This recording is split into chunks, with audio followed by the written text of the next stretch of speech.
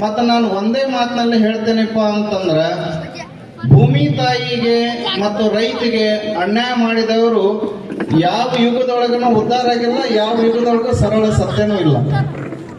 ಇದನ್ನ ತಿಳ್ಕೊಳ್ರಿ. ಯಾಕಂದ್ರೆ ಇದಕ್ಕೆ ಉದಾಹರಣೆಪ್ಪ ಅಂತಂದ್ರೆ, ಮಹಾಭಾರತದೊಳಗೆ ಕರ್ಣನ ಪಾತ್ರ ಎಲ್ಲರೂ ಕೇಳಿರ್ತಕ್ಕಂಥದ್ದು. ಕರ್ಣ ಅಂತಂದ್ರೆ ದಾನಕ್ಕೆ ಇನ್ನೊಂದು ಹೆಸರು ಯಾರಪ್ಪ ಅಂತಂದ್ರೆ ಕರ್ಣ. ಅವನಿಗೆ ಇನ್ನೊಂದು ಹೆಸರಪ್ಪ ಅಂದ್ರೆ ದಾನಶೂರ ಕರ್ಣ ಅಂತೇಳಿ.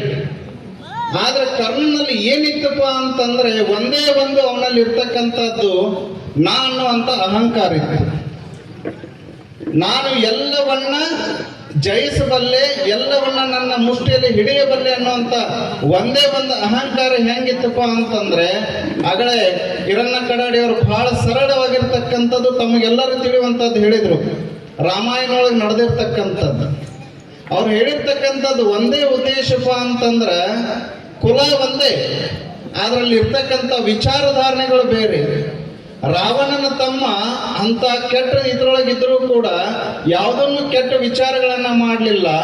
ಅಯೋಧ್ಯೆ ರಾಮನ ಮಲತಾಯಿ ಆಗಿರ್ತಕ್ಕಂಥ ಅಂದ್ರೆ ಮೂರನೇ ತಾಯಿ ಆಗಿರ್ತಕ್ಕಂಥ ಕೈಗೆ ಆ ಅಯೋಧ್ಯದೊಳಗಿದ್ರು ಕೂಡ ಒಳ್ಳೆ ವಿಚಾರಣೆಗಳನ್ನ ಮಾಡಲಿಲ್ಲ. ಹಾಗೆ ಕರ್ಣನೂ ಕೂಡ ಏನಾಗಿದಪ್ಪ ಅಂತಂದ್ರ ಆ ದುರ್ಯೋಧನನ ಜೊತೆಗಿದ್ದು ಒಳ್ಳೆ ವಿಚಾರಗಳನ್ನ ಮಾಡಲಿಲ್ಲ. ಆದ್ರೆ ಅವನು ಒಳ್ಳೆ ವಿಚಾರಗಳಂತಂದ್ರೆ ದಾನಕ್ಕೆ ಎಲ್ಲದಕ್ಕೂ ಹೆಸರಿದ್ದ. ಆದ್ರ ಒಂದಷ್ಟು ದುರ್ಯೋಧನನ ಗುಣಗಳು ಅವನಲ್ಲಿ ಬಂದಿದ್ದ ಕಾರಣದಿಂದ ಒಂದು ಸಲ ಏನಾಗ್ತದ ಅಂತಂದ್ರೆ ನೀವೆಲ್ಲ ನೋಡಿರ್ತಕ್ಕಂಥದ್ದು, ಕರ್ಣ ರಥ ಬೀದಿಯೊಳಗೆ ಬರುವಾಗ ಒಂದು ಮಗು ತುಪ್ಪವನ್ನ ಹಿಡ್ಕೊಂಡು ಓಡಿ ಹೋಗ್ತಿರ್ತದ.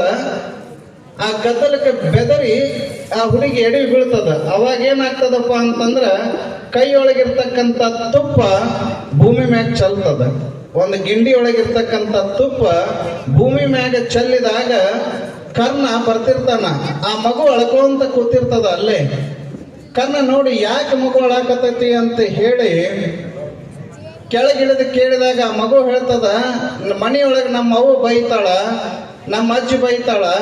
ಯಾಕೆ ಅಂತ ಕೇಳಿದಾಗ ಕೈ ಒಳಗಿರ್ತಕ್ಕಂಥ ತುಪ್ಪ ಭೂಮಿ ಮ್ಯಾಗ ಬಿದ್ದದ, ಈ ತುಪ್ಪ ಒಯ್ಲಿಲ್ಲ ಅಂದ್ರೆ ನಮ್ಮ ಮನೆಯೊಳಗೆ ಬೈತಾರ ಅಂದಗಳೇ ಕರ್ಣ ಹೇಳ್ತಾನ. ಕರ್ಣನೊಳಗೆ ಏನಿರ್ತದಪ್ಪ ಅಂತಂದ್ರೆ ನಾನು ಅಂತ ಅಹಂಕಾರ ಇದ್ದಾಗ ಮಗುಗೆ ಹೇಳ್ತಾನ, ಅಳಾಕ್ ಹೋಗ್ಬೇಡ, ನಿನ್ನ ತುಪ್ಪ ನಾನು ಹೊಳ್ಳಿ ತೆಗೆದು ಕೊಡ್ತೀನಿ ಅಂತ ಹೇಳಿ ಭೂಮಿ ಮ್ಯಾಗ ಬಿದ್ದಿರ್ತಕ್ಕಂಥ ತುಪ್ಪವನ್ನ ತಗೊಂಡು ಅವನು ಶಕ್ತಿಯಿಂದ ಗಿಂಡಿ ಒಳಗೆ ಹಿಂಡ್ತಾನ.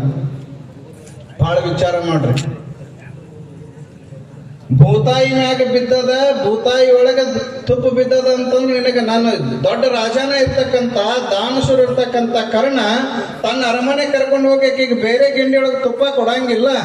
ಆ ಭೂತಾಯಿ ಮ್ಯಾಗ ಬಿದ್ದಿರ್ತಕ್ಕಂಥ ತುಪ್ಪವನ್ನು ಮುಷ್ಟಿಯಿಂದ ಹಿಂಡಿ ಆ ಗಿಂಡಿಯನ್ನು ತುಂಬಿಸಿ ಕಳಿಸಿದಾಗ ಆ ಭೂತಾಯಿ ಮರಗ ಏನ್ ಹೇಳ್ತದ ಅಂತಂದ್ರ ಕರ್ಣಗೆ ಹೇಳ್ತಾಳ, ಭೂತಾಯಿ ನನ್ನ ಯಾವತ್ತಿಷ್ಟು ನೀ ಬಾಳ ಹಿಂಡಿ ಹಿಂಡಿ ಹಿಂಡಿ ನನಗೆ ತ್ರಾಸ ಕೊಟ್ಟಿಯಲ್ಲ, ನೀ ಸಾವಿರ ಟೈಮ್ದೊಳಗೆ ನಿನ್ನ ಹಿಂಡಲಿಲ್ಲ ಅಂತಂದ್ರೆ ನಾ ಭೂಮಿ ತಾಯಿ ಅಲ್ಲ ಅನ್ನುವಂತ ಮಾತನ್ನ ಹೇಳಿದಾಗ ನೋಡ್ರಿ ನೀವು, ಕೊನೆಗೆ ಕರ್ಣ ಸಾಯುವ ಸಮಯದೊಳಗ ಎಲ್ಲವೂ ಕೂಡ ಶಾಪಗ್ರಸ್ತನಾಗ್ತಾನ. ಕಲ್ತಿರ್ತಕ್ಕಂಥ ವಿದ್ಯಾ ಹೋಗ್ತದ.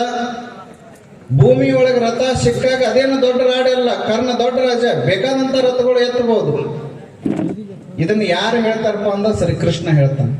ಅದಕ್ಕಾಗಿ ಒಂದು ಮಾತು ತಿಳ್ಕೊಡ್ರಿ, ಭೂಮಿ ಒಳಗೆ ಸಿಕ್ಕಿರ್ತಕ್ಕಂಥ ರಥ ಯಾಕೆ ಮ್ಯಾಗ ಏಳವಲ್ತು ಅಂತೇಳಿ ಅರ್ಜುನ ಕೃಷ್ಣನ ಕೇಳಿದಾಗ, ಅರ್ಜುನ ಭೂಮಿ ಮೇಲೆ ಯಾವ ಮನುಷ್ಯ ಬದುಕ್ತಾನ, ಭೂತಾಯಿಗೆ ಮತ್ತು ರೈತಿಗೆ ಯಾವ ಅನ್ಯಾಯ ಮಾಡ್ತಾನ, ಅವನು ಸಾಯೋ ಟೈಮ್ದಾಗ ಇದನ್ನ ಅನುಭವಿಸ್ತಾನ ಅನ್ನೋ ಮಾತನ್ನ ಹೇಳಿದಾಗ ನೀವೆಲ್ಲರೂ ಎಚ್ಚರ ಮಾಡ್ಕೋಬೇಕು.